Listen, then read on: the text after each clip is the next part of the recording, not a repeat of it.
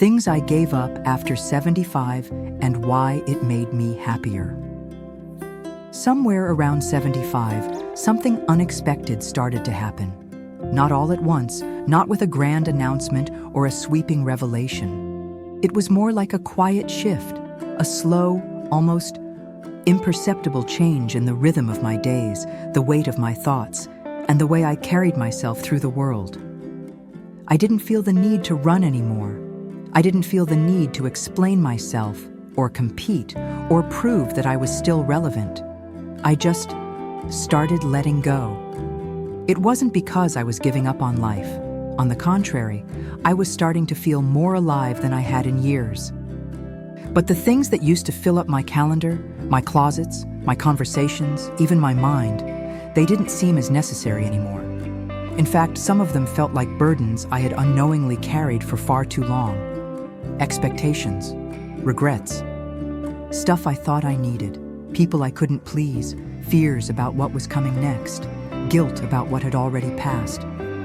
I began to see how much energy it took just to hold on to all of that, so I started to let go, not recklessly, not bitterly, but deliberately, thoughtfully. And with every small thing I released, something beautiful took its place.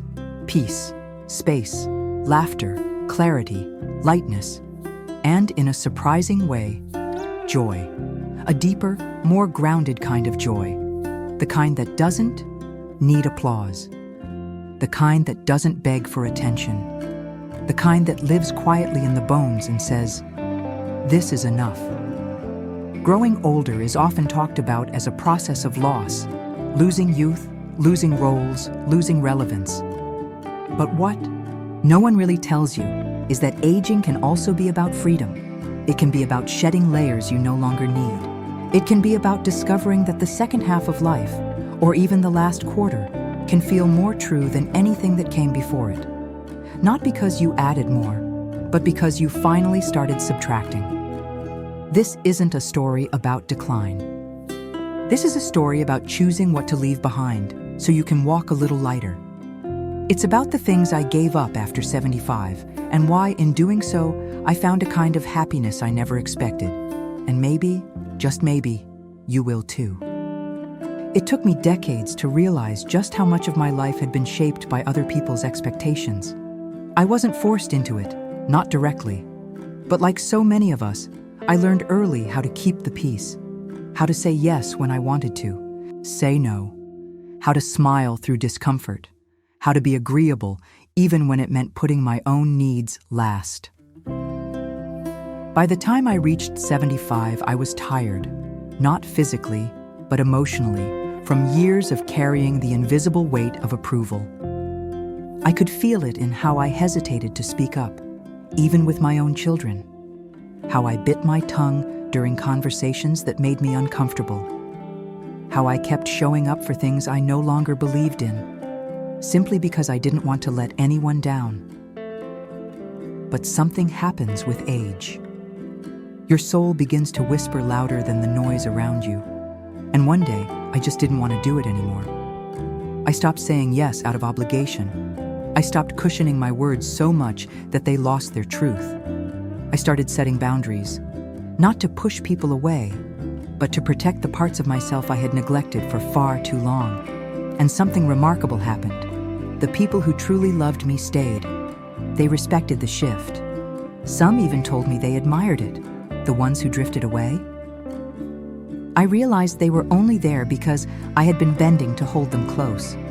Giving up the need to please everyone didn't make me cold. It made me honest. And in that honesty, I found space. Space to rest, to speak freely, to show up as I am, wrinkles and all, without apology. It's strange how something so small, a single no said with love, can feel like an act of liberation. I wasn't trying to be rebellious. I was simply trying to be real. And at this stage of life, I've learned that real matters far more than approval. So if you're still trying to be everything to everyone, let me gently say this. You don't have to be. You were never meant to be. Give yourself the gift of choosing you kindly, calmly, unapologetically. It might be the kindest thing you ever do for your heart. Regret is a quiet shadow that can follow you for years. It rarely shouts, it doesn't demand attention, but it lingers in the silent spaces of your mind, in the way your heart aches when no one's looking, in the memories you replay over and over, trying to rewrite them in your head. I carried regrets for a long time, about the things I said in anger, about the chances I didn't take, about people I hurt and people who hurt me, about the years I spent chasing things that never really mattered. I thought holding on to those regrets made me accountable. I thought it made me wise. But over time, I realized something far more honest. Regret was making me heavy. It's not that the past disappeared. It didn't. I still remember the missteps, the missed moments. But I stopped letting them define me. I stopped using them as a yardstick for my worth. Around 75, I found myself sitting on the back porch one evening, watching the light fade through the trees. And I whispered something to myself I hadn't said in years. I forgive you. It wasn't about erasing the past. It was about softening it, about holding it in my hands gently instead of squeezing it tight, about understanding that I did the best I could with what I knew, with where I was, with who I was trying to be. Letting go of regret didn't happen all at once. It came in layers. In conversations I finally had, in tears I finally allowed, in grace I gave myself day by day. I started focusing not on what I had lost, but on what I had learned. Every regret carried a lesson, and every lesson shaped the person I am today, a little weathered, a little wiser, but still here, still growing, still loving. If you're living with regrets, I want to tell you something that took me a lifetime to understand. You don't owe your past a lifetime of punishment. You owe it understanding. You owe it release, because life is short and the whole weight of regret will steal your joy if you let it go. Not because the past was perfect, but because the present still has so much left to give, and so do you. One day, I opened a drawer and couldn't remember why half the things inside it were still there. Old receipts, keys to doors I no longer owned, birthday cards from people who had since become strangers, trinkets I thought I might need someday, but someday never came. That drawer, I realized, was a mirror of my mind. I used to think keeping everything meant I was holding on to life, to memories, to proof that I had lived and mattered. But slowly, I came to see that too much stuff, too much noise, too many unnecessary thoughts wasn't making me feel full. It was making me feel stuck. So I began the slow process of letting go. I started with the obvious. Clothes I hadn't worn in years, gadgets I didn't even know how to use anymore, boxes I hadn't opened since the last time I moved. Then I moved on to the sentimental things, the things that were harder, the dishes no one eats off of, the books I kept out of guilt, the photos that hurt more than they healed. And then I turned inward, because physical clutter was just the surface. The real weight lived in my thoughts, old resentments, worries that didn't belong to me anymore, beliefs I had outgrown but hadn't questioned in years. I realized I'd spent a lifetime collecting emotional clutter the same way I collected souvenirs, out of habit, out of sentiment, out of fear. But with each bag donated, each shelf cleared, each drawer emptied, something beautiful happened. My home felt lighter. My breathing felt easier. My mind, for the first time in years, felt like it had space to stretch. Letting go of clutter, inside and out, made room for joy, for stillness, for a kind of peace I didn't know I was missing.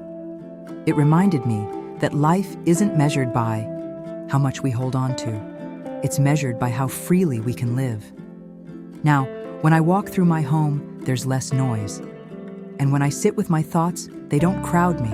They comfort me, because I gave up what no longer served me and, in doing so, made room for everything that truly matters. There's a silence that creeps in around the edges of old age, and it doesn't always sound like quiet. Sometimes it sounds like the clock ticking too loudly in an empty room. Sometimes it's the echo of a laugh you wish someone else had heard. Sometimes it's just the absence of a voice saying, "Good night." For a long time, I pretended I was fine. I smiled when people asked how I was. I said, "Keeping busy," when I wasn't. I waved off concern with a joke or a change of subject, because admitting I was lonely felt like admitting I had failed at something, at relationships, at family, at being needed. But pretending I wasn't lonely didn't make me any less alone. It just made the loneliness heavier because I was carrying it in silence. Something shifted when I finally said it out loud. I'm lonely. I said it to myself first, then to someone I trusted. And instead of being met with pity, I was met with understanding, compassion, connection. The very thing I had been missing. I began reaching out more. I called people without waiting for them to call first. I joined a local group that met for coffee and conversation. I said yes to invitations. I used to decline. I even let my grandchildren teach me how to video call. It wasn't about being busy. It was about being real. And in showing my vulnerability, I found something stronger than independence. I found belonging. I still spend time alone, and often I enjoy it. But I no longer wear it like a mask. I don't fill my time with noise to cover up the ache. I've learned that loneliness doesn't mean you're broken. It means you're human. So if you're pretending the silence doesn't sting, pretending you don't miss the warmth of someone sitting beside you, I want to tell you this. You're not the only one. And it's okay to say it. Saying it might be the very thing that brings someone else back into your life. I gave up pretending. And in that honesty, I found connection I thought was lost forever. For most of my life, I moved quickly. Not just with my feet, but with my mind. There was always something to do, someone to call, a list to finish. Even in retirement, I found myself filling the quiet with errands and distractions, trying to outrun a feeling I couldn't name.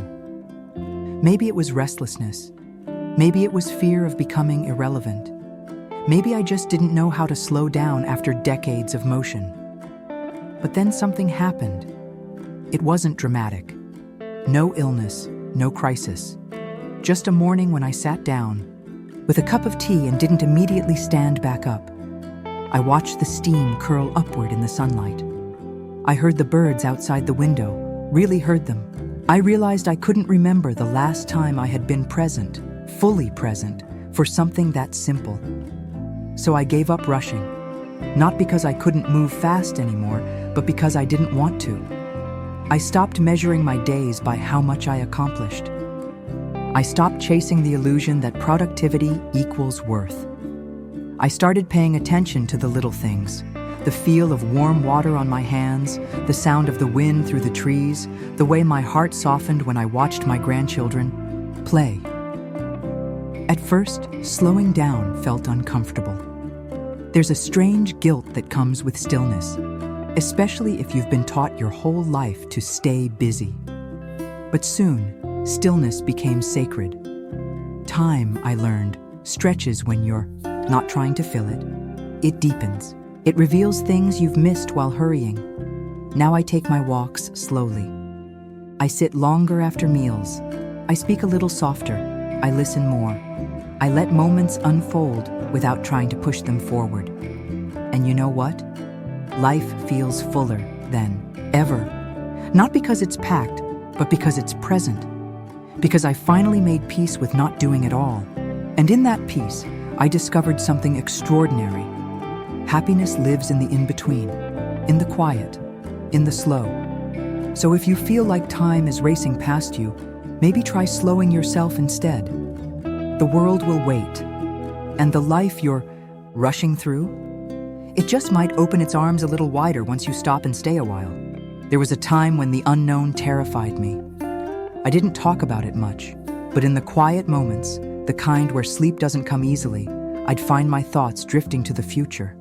Not the next holiday or birthday, but the future. The end. What would happen? When it would happen? Who would be there? What would be left behind? I used to worry about my health, about becoming a burden, about losing more people I loved. I'd think about the things I hadn't done yet, the places I might never see. I tried to prepare, to plan, to anticipate the unpredictable.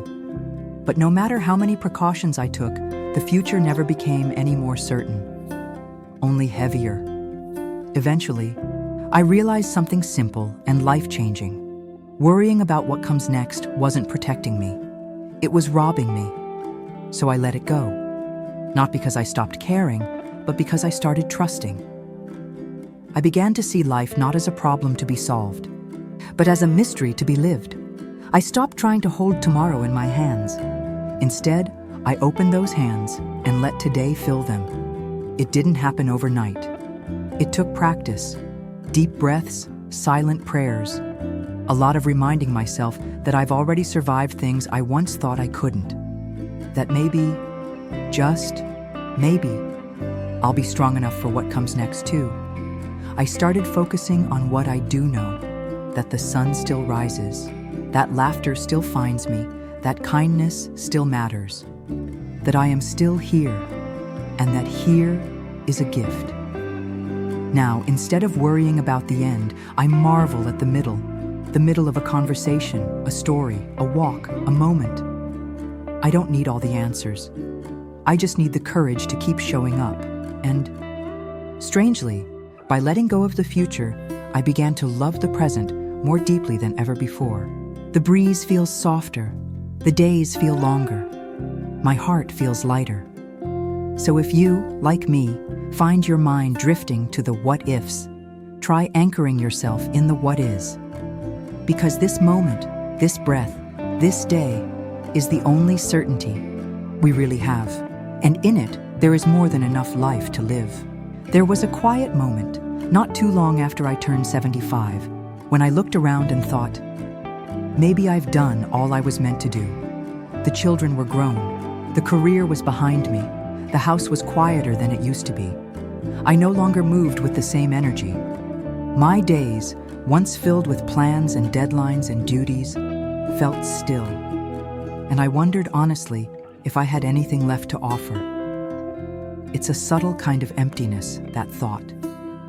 The idea that your best contributions are behind you, that the world needs younger, louder, quicker hands now, that your presence has become more ornamental than essential. But then something beautiful began to happen. People started coming to me, not for things I used to provide, like rides or money or favors, but for something softer. They came for stories, for comfort, for wisdom, for quiet companionship. My granddaughter asked how I stayed married so long. A neighbor asked how I managed grief when I lost my sister. A friend confided something she hadn't said aloud in years. That's when I realized I still had something to give. It wasn't about doing more. It was about being more. Being available, being present, being kind. I started writing letters again. I began volunteering once a week at the local library, just helping folks feel seen. I gave my time, my attention, my encouragement, and it was enough. More than enough. You see, aging doesn't take away your ability to give. It simply changes how you give. It asks you to give with presence, not performance. With intention, not urgency. With love, not noise. When I gave up thinking I had nothing left to offer, I discovered something incredible. The older I get, the more valuable my experience becomes. Not because it's flashy or fast, but because it's real. Because it's lived. And if you're reading this, thinking your giving days are over, let me gently remind you. Someone, somewhere, still needs what only you carry. A word, a story, a warm hand, a steady heart. You're not done. You're just getting started. In a new way. They say getting older is about learning to let go. And in many ways, they're right. But what they don't always say is how freeing that letting go can be. How happiness, real happiness, often comes not from gaining more, but from releasing what no longer serves us. I didn't become happier after 75 because I figured everything out. I became happier because I finally gave myself permission to stop carrying what I didn't need. The need to please, the pull of regret, the weight of stuff and silence and speed, the fear of the future, the lie that said I had nothing left to offer. In letting go, I made space for stillness, for sweetness, for unexpected laughter, for softer mornings and unhurried conversations, and a deeper connection to what's real. Growing older hasn't made life smaller. It's made it clearer. It's made it richer in the quietest and most tender of ways. I used to think happiness was about holding on. But I know now, sometimes the most joyful thing you can do is open your hands and let it go. So if you're in your 60s, 70s, 80s, or even 90s, wondering what's next, maybe the answer isn't more. Maybe it's less. Maybe it's about releasing the roles you no longer have to play, the expectations you no longer have to meet, the stories that no longer define you. You're still here. And that means you're still becoming. Give yourself permission to let go. You might be surprised how much joy was waiting underneath it all.